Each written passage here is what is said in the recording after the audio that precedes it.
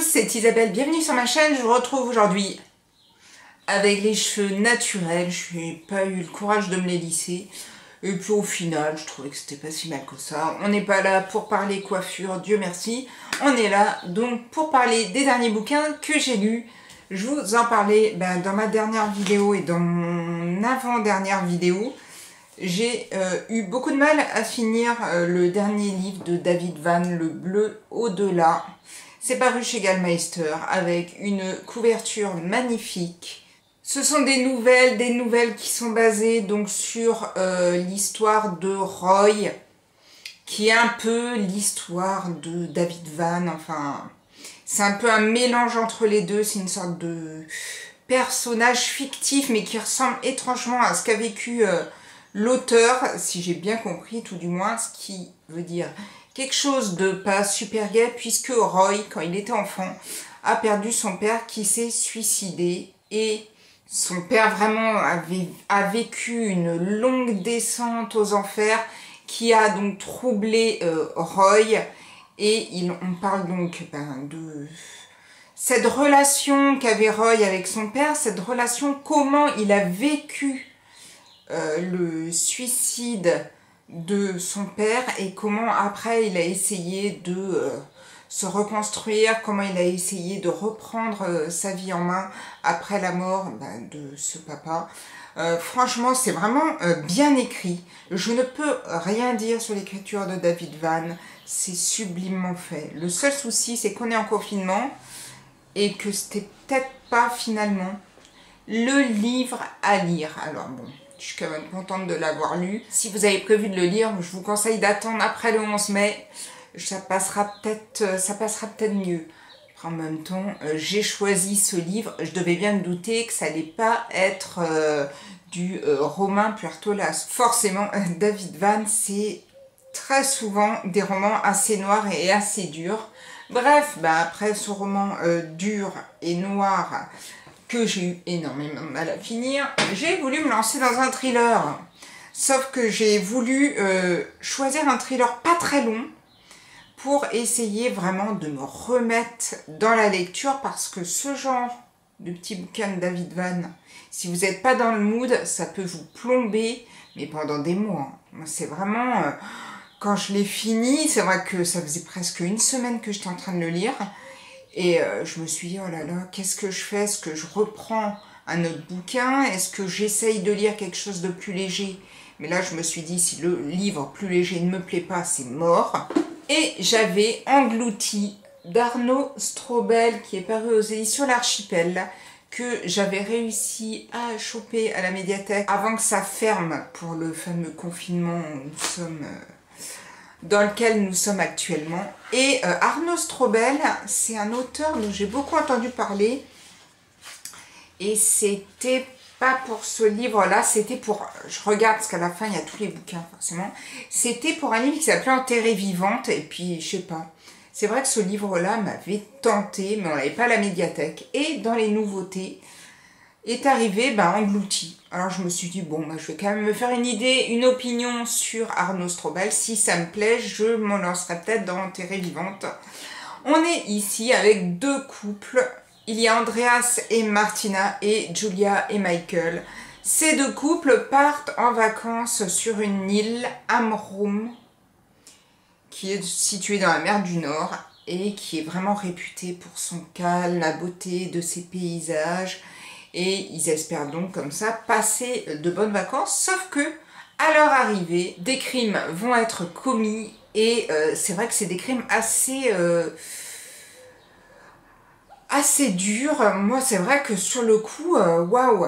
En fait, le mec, donc le tueur en série, enlève des couples et il les drogue et il amène tout d'abord la femme, il creuse un trou dans le sable, il l'enterre jusqu'à la tête, d'où le titre Englouti.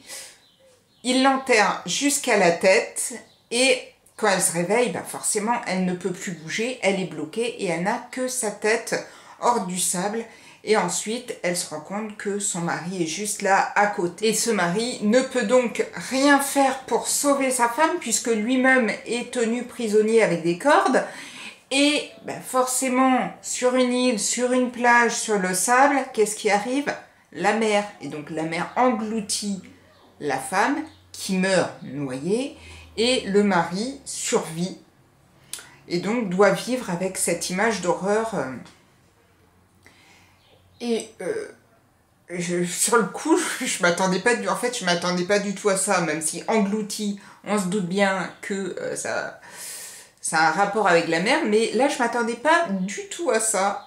Au départ, ça m'a un peu glacée, et puis après, je me suis retrouvée prise dedans. J'ai beaucoup aimé les personnages, j'ai beaucoup aimé l'écriture de l'auteur, donc du coup, Enterrée vivante, si je la vois passer devant mes yeux à un moment à la librairie ou sur le net, je pense que je vais me le commander. Parce que moi, personnellement, j'ai beaucoup aimé. Si vous avez lu d'autres livres de cet auteur, parce qu'il n'en est pas son premier, il avait donc écrit, comme je vous le disais, Enterrée vivante, et il a également fait un autre qui est Souvenirs effacés.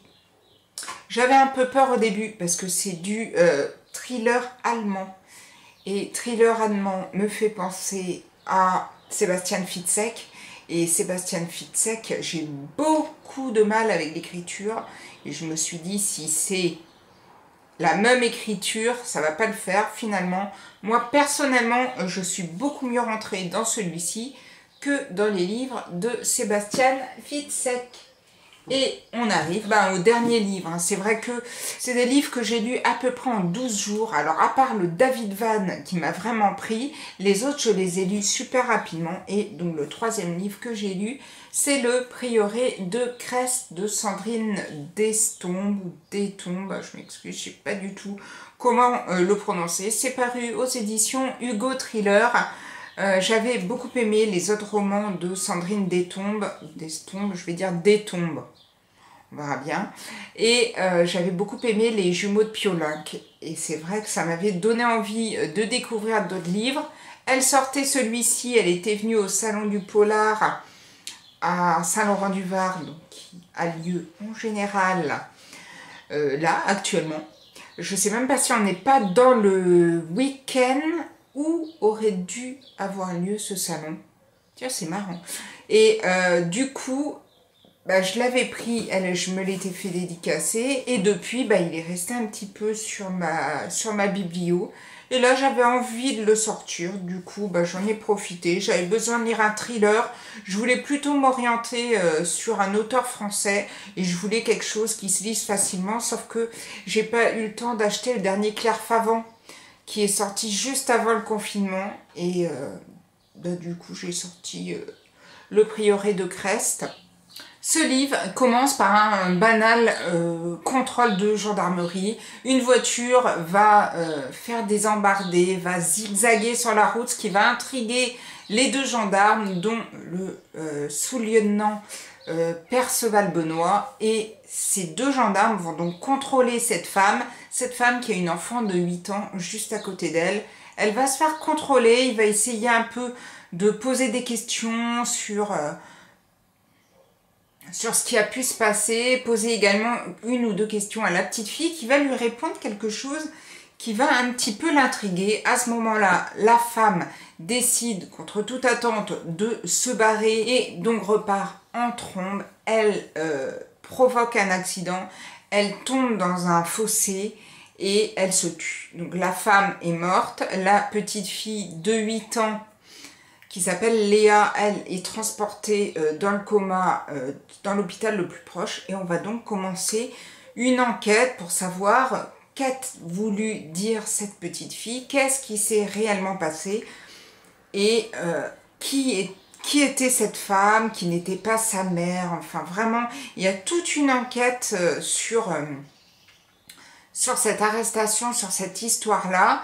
Et j'ai vraiment été totalement prise dans l'histoire. Je vous en dis pas trop. Là, ce dont je vous parle, le résumé, c'est peut-être 2 chapitres. Après, il se passe vraiment plein de choses. Et j'ai vraiment beaucoup aimé cette histoire. C'est une histoire qui tourne autour de l'histoire de plusieurs femmes. Et vraiment, j'ai vraiment beaucoup aimé. J'adore l'écriture de Sandrine Détombe. C'est vrai que j'aime beaucoup la façon dont elle raconte ses histoires. J'avais beaucoup aimé Les Jumeaux de Piolinck et là ça l'a refait. Alors c'est pas un coup de cœur comme l'avaient été Les Jumeaux de Piolinck, mais je me suis retrouvée quand même prise dans cette histoire. Il manquait juste un petit plus, donc je vais pas trop vous parler, pour faire que ce roman me saisisse vraiment et puis fasse que je fasse waouh, arriver à la fin du livre. C'est vrai que je vous en avais parlé en début d'année en vous disant que j'avais vraiment tendance à mettre beaucoup de coups de cœur. Et bizarrement, alors soit vraiment je me suis restreint, mais j'ai pas vraiment la pression. Pour l'instant, depuis le début de l'année, j'ai peut-être eu un coup de cœur. Et je pense que c'est le seul, c'est le livre d'Henri Lovenbruck, Nous rêvions tous de liberté, ou Nous rêvions juste de liberté. Et à part celui-là, c'est vrai que pour le moment, j'ai lu de bons livres, mais j'ai pas vraiment eu le feeling ou vraiment le truc qui va faire que le roman soit un coup de cœur. J'en ai donc fini avec...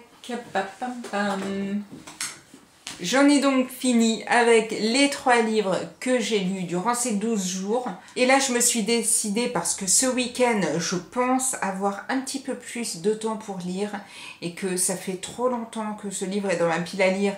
Et que d'ailleurs, si vous regardez, j'avais tourné une palle... Non, j'avais tourné un haul en tout début d'année 2020 où j'avais acheté ce livre et je me vois encore vous dire oui, celui-là, il va pas rester longtemps et tout. On est fin avril, je ne l'ai toujours pas lu, mais je le lis et à mon avis, si je le finis pas aujourd'hui, je le finis demain. Il s'agit de Disparaître de Mathieu Ménégo. C'est paru aux éditions Grasset. J'adore Mathieu Ménégo, je n'ai toujours pas lu celui-ci. Et vraiment, il me fait de l'œil et il fallait que j'attende le bon moment parce que vraiment, je voulais être sûre d'avoir du temps pour lire et je voulais pas me retrouver un petit peu bloquée à me dire bon bah non, je risque d'être dérangée, je risque d'être obligée de faire ci, de partir, de machin. Donc là, je suis sûre que je ne vais pas être dérangée. Étant donné que je suis toute seule à la maison, puisque ma fille n'est pas là cette semaine et que mon conjoint est aux pompiers. Donc à mon avis, ce petit samedi, puisque je filme, on est le samedi 25 avril, ce petit week-end, voire même samedi, parce qu'en général je les lis très vite, va être mon petit week-end avec Mathieu Ménégo. Si vous l'avez lu ou si vous avez lu certains des livres que je vous ai présentés, n'hésitez pas à me laisser votre avis. Vu qu'on est confiné, essayez d'éviter David Van si vous voulez pas vous foutre une balle. Mais c'est vrai que sinon, franchement, j'ai eu de très très belles lectures. J'espère que votre confinement se passe très bien. Avant de me lancer dans le Mathieu Ménégo, j'hésite entre aller faire des pancakes ou faire du sport. Pas du tout la même chose. Hein. Je vais peut-être quand même, je sais pas quelle heure il est là. 13h14, non je vais pas faire de sport à 13h14, je vais aller faire mes petits pancakes tranquilles, donc du coup pendant que ma pâte repose, je vais pouvoir commencer le Mathieu Ménégo, et ensuite je pense que je vais faire un petit peu de sport, parce que sinon on s'encroute, et je reprendrai mon petit bouquin après. En tout cas j'espère que tout se passe bien pour vous, que vous, votre famille, tout le monde se porte bien. On tient le bon bout. Normalement, dans 2 semaines, c'est fini. Une nouvelle vie s'offre à nous, mais au moins, on pourra peut-être retourner au boulot. J'espère, parce que moi, c'est vrai qu'actuellement, c'est toujours pas si... On reprend le travail, oui, mais est-ce qu'on ouvre au public? Ça, c'est un petit peu embêtant, parce que moi, tout le monde me dit « Alors, on ouvre quand? La médiathèque, elle ouvre quand ?» Ben, je ne sais pas. Donc, faites qu'elle ouvre le 12 mai. J'espère. Et en tout cas, en attendant, on a toujours de bons livres à lire. Et puis, le 11 mai, la librairie réouvre. Ouf, on va pouvoir refaire le plein. En tout cas, je vous souhaite plein de belles choses. Je devrais vous souhaiter un bon week-end, mais comme la vidéo sera mise en ligne la semaine prochaine, je vais vous souhaiter une belle journée. Et je vous dis à bientôt pour une prochaine vidéo. Prenez soin de vous. Ciao, ciao!